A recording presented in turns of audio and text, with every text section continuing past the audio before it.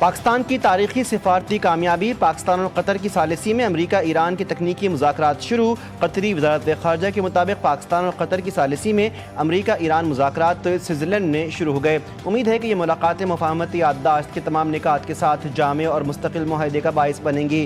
ایران امریکہ کا مذاکرات کا پہلا دور آج سوئٹزرلینڈ برگن اسٹاک میں ہو رہا ہے۔ پاکستانی وفد میں وزیراعظم، فیلڈ مارشل محسن نقوی اور دیگر شامل ہیں۔ امریکی وفد میں جے ڈی وینس، اسٹیو وٹکاف اور جیریڈ کشنر موجود ہیں۔ ایرانی وفد میں چیف مذاکرات کار باقر قالیباف، عباس عراقچی اور دیگر آفیشلز شامل ہیں۔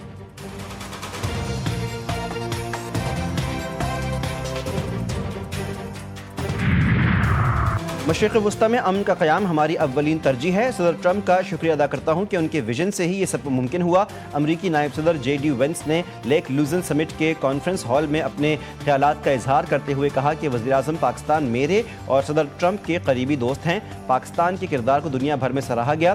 وزیراعظم شہباز شریف نے اپنے خیالات کا اظہار کرتے ہوئے کہا کہ یہ عالمی امن کے لیے اہم موقع ہے۔ فیلڈ مارشل نے اس حوالے سے تاریخی کردار ادا کیا۔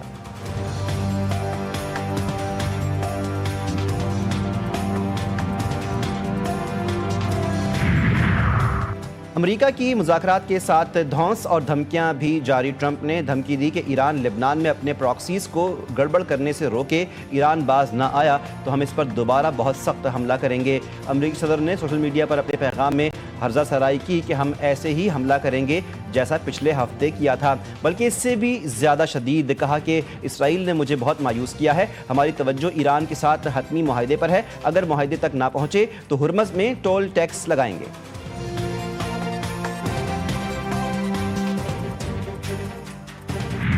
ٹرمپ کی ہدایت، جنگ بندی اور مذاکرات سب نتنیاہو کے جوتے کی نوک پر۔ لبنان پر صہیونی حملے جاری۔ وزارت صحت کے مطابق مغربی بقا کے علاقے سمہر میں 5 افراد شہید ہوئے، جن میں ایک بچہ، ایک خاتون اور 2 معمر افراد شامل ہیں۔ نیشنل نیوز ایجنسی کے مطابق جنوبی لبنان کے شہر سور کے علاقے راشدیہ میں بھی حملہ ہوا، جس میں 2 فلسطینی شہری جاں بحق ہوئے۔ حکام کے مطابق امدادی کارروائیاں جاری ہیں، جبکہ متاثرہ علاقوں میں صورتحال کشیدہ ہے۔ واقعے پر مقامی اور بین الاقوامی سطح پر رد عمل متوقع ہے۔ اسرائیل کو بلیک لسٹ کیے جانے پر اسرائیلی سفیر بے قابو۔ اقوام متحدہ کے اجلاس میں مسلح تنازعات اور بچوں سے متعلق اقوام متحدہ کے خصوصی مندوب سے الجھ گئے۔ اجلاس میں دونوں کے درمیان تلخ جملوں کا تبادلہ۔ نائب وزیر اعظم وزیر خارجہ اسحاق ڈار کی مصر کے دارالحکومت قاہرہ آمد۔ مصری وزیر خارجہ کے معاون نے استقبال کیا۔ ترجمان دفتر خارجہ کے مطابق اسحاق ڈار آج علاقائی وزرائے خارجہ کے اجلاس میں شرکت کریں گے۔ سعودی عرب، مصر اور ترکیہ کے ہم منصبوں کے ساتھ 2 طرفہ ملاقاتیں بھی کریں گے۔ نومنتخب گلگت بلتستان اسمبلی کا اجلاس آج شام 4 بجے طلب۔ اجلاس میں نومنتخب اراکین اسمبلی حلف اٹھائیں گے۔ گلگت بلتستان اسمبلی کا پہلا اجلاس طلب کرنے کے سمری ارسال کر دی گئی۔ پیپلز پارٹی نے گلگت بلتستان میں امجد حسین ایڈوکیٹ کو وزیر اعلیٰ کے لیے نامزد کر دیا۔ بلاول بھٹو کی امجد ایڈوکیٹ کو حکومت سازی سے متعلق اہم ہدایات۔ گلگت بلتستان میں عوام کے آئینی اور معاشی حقوق کے نفاذ پر خصوصی زور۔ پیپلز پارٹی قیادت کا گلگت بلتستان میں حکومت سازی کے عمل کو تیز کرنے کا فیصلہ۔ اسپیکر ایاز صادق کی زیر صدارت قومی اسمبلی کا اجلاس بجٹ 2026-27 کے تحت مختلف وزارتوں اور ڈویژنز کے مطالبات زر کی منظوری جاری۔ متعدد وزارتوں اور ذیلی اداروں کے اربوں اور کھربوں کے روپے مالیت کے مطالبات زر منظور۔ دفاعی شعبے کے لیے 30 خرب 67 ارب 30 کروڑ روپے سے زائد، مواصلات کے لیے 1 خرب 25 ارب روپے سے زائد، وفاقی تعلیم کے لیے 1 خرب 21 ارب 26 کروڑ روپے سے زائد کے فنڈز شامل۔ اس ایوان کے تقدس پر کوئی سمجھوتا نہ کریں، مسلح افواج اور اعلیٰ عدلیہ کے ججوں کے خلاف کسی کو بات نہ کرنے دیں۔ وفاقی وزیر قانون و انصاف اعظم نذیر تارڑ کا قومی اسمبلی میں اظہار خیال۔ وزیر دفاع خواجہ آصف نے کہا کہ اس بارے میں بھی طریقہ کار وضع کیا جائے کہ ڈالا لاجز میں داخل نہ ہو، ان پر سڑکوں پر بھی پابندی لگائیں۔ شام کے بعد وزیر کی گاڑی پر جھنڈا نہیں ہونا چاہیے۔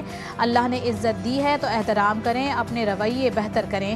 اسپیکر قومی اسمبلی نے تجویز دی کہ سب اراکین مل کر ضابطۂ اخلاق بنائیں۔ اپوزیشن نے 9 مئی سے کچھ نہیں سیکھا، ان کی تقریر بغاوت سے شروع، ہتھیار پر ختم ہوئی۔ ہم اس زبان میں گفتگو نہیں کریں گے جس زبان میں یہ کرتے ہیں۔ پی ٹی آئی ارکان کی جانب سے کرپشن کی باتیں کرنا مضحکہ خیز ہیں۔ عظمہ بخاری کا پنجاب اسمبلی میں اظہار خیال، کہتی ہیں بے بنیاد الزامات لگانا پی ٹی آئی کا وتیرہ ہے، جب ان سے ثبوت مانگو تو کچھ بھی نہیں ہوتا۔ مزید کہا حکومتی پروگرامز اپوزیشن کو نظر نہیں آ رہے، عوام مستفید ہو رہے ہیں، کیا ان لوگوں کو پشاور کی محرومیاں نظر نہیں آ رہی؟ अपोजिशन को अपोजिशन मानता ही नहीं, ये लोग खुद ही आपस में गुत्थम गुत्था हैं। सीनियर सूबाई वजीर शर्जील इनाम मेमन कहते हैं कि बजट में सबसे ज्यादा पैसे कराची पर खर्च करने जा रहे हैं। BRT रेड लाइन के नए टेंडर के लिए एलोकेशन भेज दी है, जल्द इस पर काम शुरू हो जाएगा। 3 रोज से ट्रांसपोर्टर्स की जानिब से एहतजाज पर शर्जील इनाम मेमन बोले, ट्रांसपोर्टर्स के मुतालिबात गलत हैं, ऐसा नहीं हो सकता कि कानून को तोड़ा जाए और चालान भी ना किए जाएं। वज़ीर आज़म ने टेली कम्युनिकेशन रीऑर्गेनाइजेशन तरमीमी बिल पर नज़रसानी के लिए कमेटी कायम कर दी। कमेटी की सरबराही वज़ीर कानून और इंसाफ आज़म नज़ीर तारड़ करेंगे। सेनेटर शहरी रहमान, वफाकी वज़ीर शिज़ा फातिमा ख्वाजा, अहमद खान चीमा कमेटी में शामिल। कमेटी सेक्शन 2 में right of way frame work पर नज़रसानी करेगी। कमेटी टेली कम्युनिकेशन तनसीबात निजी ज़मीन से मुतालिक राइट ऑफ वे पर तजावीज़ पेश करेगी। हुकूमत का बिजली के बिलों में टैक्सेस की तफसीलात खत्म करने का फैसला। बिलों में अलग अलग टैक्सेस और चार्जेस की तफसील जाहिर नहीं होगी। नए निज़ाम के तहत टोटल टैक्स जाहिर किए जाने का इम्कान। कराची में दहशतगर्दी का बड़ा मंसूबा नाकाम। CTD और हसास इदारे की मुश्तरका कार्रवाई, खुदकुश हमला आवर गिरफ्तार। दहशतगर्द सलमान उर्फ अबू हुरैरा कलअदम TTP का तरबियती याफ्ता रुकन है। तर्जुमान के मुताबिक दहशतगर्द कराची में बड़ी दहशतगर्दी की कार्रवाई की मनसूबाबंदी में मुलव्वस था।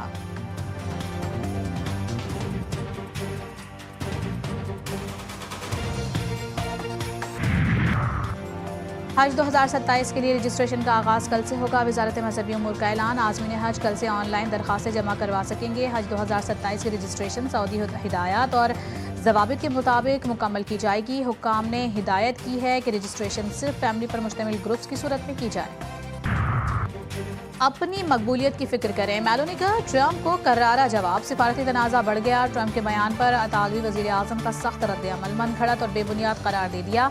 मेलोनी ने कहा है कि ऐसी बातें हकीकत के मुनाफी हैं और उनका हकीकत से कोई ताल्लुक नहीं। ट्रंप को मुखातिब करते हुए मेलोनी ने कहा कि मेरी मकबूलियत आपका मसला नहीं, बेहतर होगा कि आप अपनी मकबूलियत पर तवज्जो दें।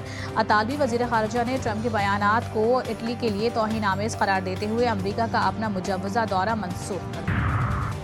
पार्टी में कम होती मकबूलियत। बरतानवी वज़ीर आज़म केयर स्टारमर का पीर को ओहदे से मुस्ताफ़ी होने का इम्कान। बरतानवी अखबार का बड़ा दावा। रिपोर्ट के मुताबिक इम्कान है एंटी इब्राहिम उनकी जगह बिला मुकाबला पार्टी की क़यादत और वज़ारत उज़्मा संभालेंगे।